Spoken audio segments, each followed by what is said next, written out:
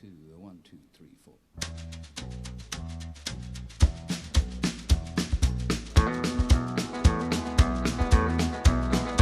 On the road again. Just can't wait to get on the road again. Hello everybody, welcome back to the channel. Today we're going to show you a little multi-tool, strange little item. Looks to be a handy little item. And remember, while you are here, beware of the pits.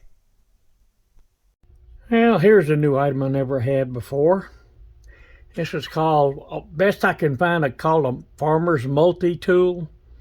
And there was a little different variation of it. The hatchet head on it was a little different design than the hammer head. There was that design, and then there was this design. I found two, but I couldn't find any information on this one. There's no name on here, anything to identify it, unless I uncover something when I clean it. But I've got this nut sitting on here for a reason. This had a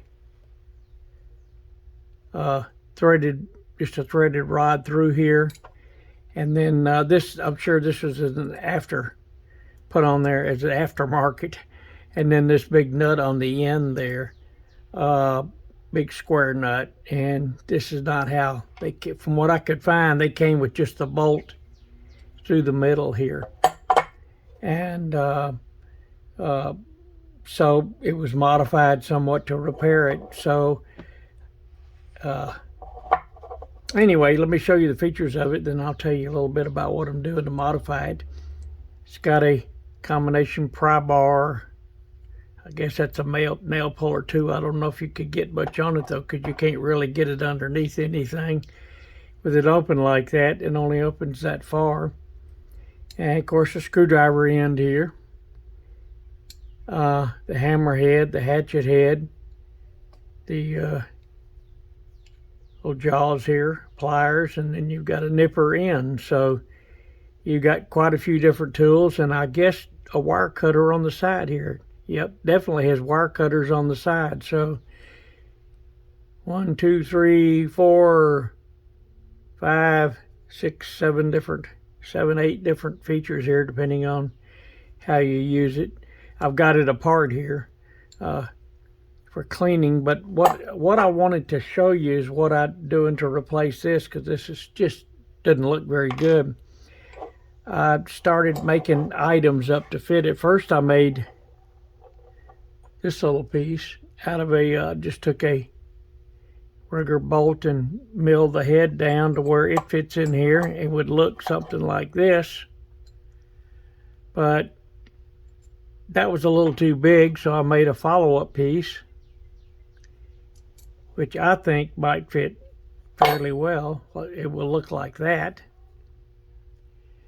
The problem is the way this is made, the threads on the back part where the bolt goes are tapered. And nothing, a standard screw won't fit it. It will fit. This is the same thread exactly as the bolt that came out of here.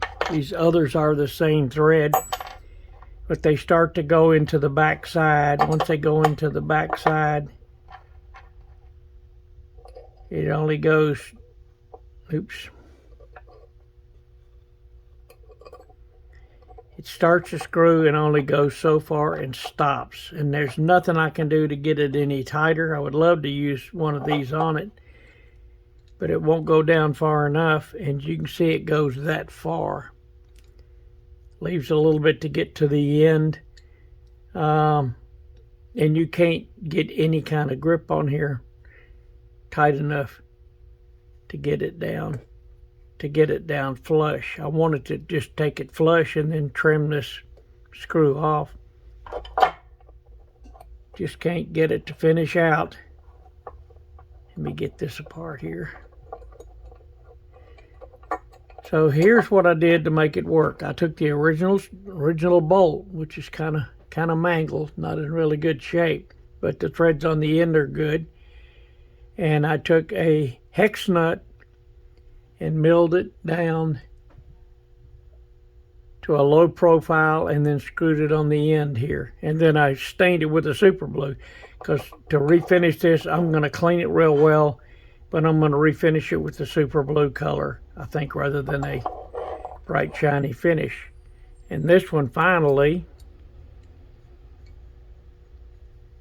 I'm not going to screw it all the way down now, it's a little tight, but this one will fit in there and look like this when it's done, which gives it a low profile.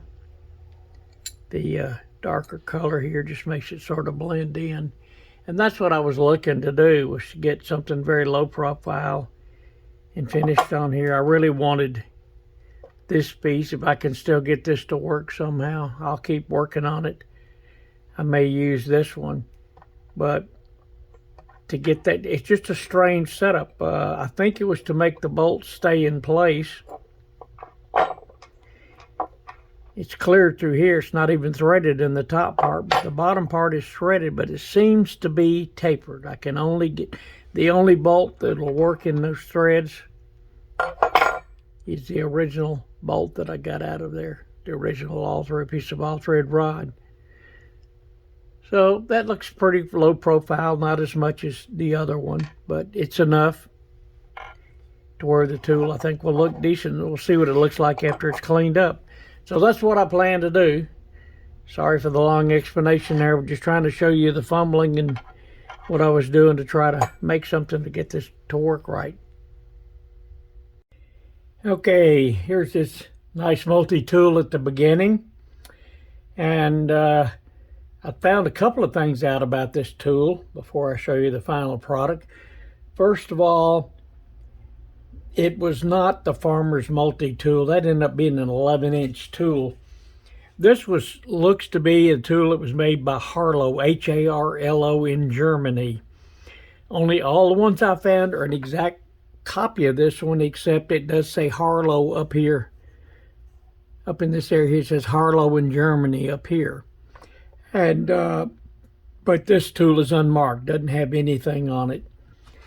I'll show you the tool itself and show you what was done to it. Here's what we did to clean up this corrosion and rust on here and old finish, and that weird ugly square nut that was put on here, I think, later to do a repair. So here's the item I came up with that I showed you I was making, which is that little piece of all thread that goes through here to the back side. And as I mentioned, it's tapered, so it screws down in here. Once it's in here, it's a tight fit. But I meant that not the bolt that's tapered, it's the hole that seems to be tapered. And yes, I tried every size metric I could find. It's not metric either. Even though it was made in Germany, it was a standard thread, because the other nuts and bolts I've got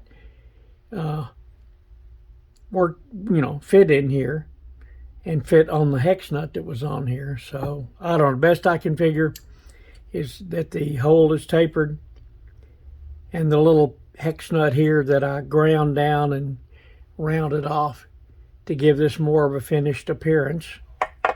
Looks a lot better than what we had. Also, the other models of this tool I see for sale have got a big rivet in here, like pliers do, like you would have in here. You can see it here. Has a big rivet piece, so maybe this was an early model. The other thing is, although it's an exact copy, why did it not have the name on it? I don't know. But a mystery. Some of those things lost in history, I guess. But this H-A-R-L-O, Harlow in Germany, seems to be the manufacturer of this tool. Unless this was a copy. Could have been a copy. If it was pretty much an exact copy. The finish, I sanded it down, used the gun blue on it. And, I've done a couple of tools lately that way, but some tools just lend themselves well to that finish. That finish looks very natural on this tool. And so I'm glad I did. I think it looks pretty original. It may have been a You know, it may have been a shiny silver finish or plated, but there wasn't any plating left on here. So I don't think that there was any, you know, any plating done on this tool.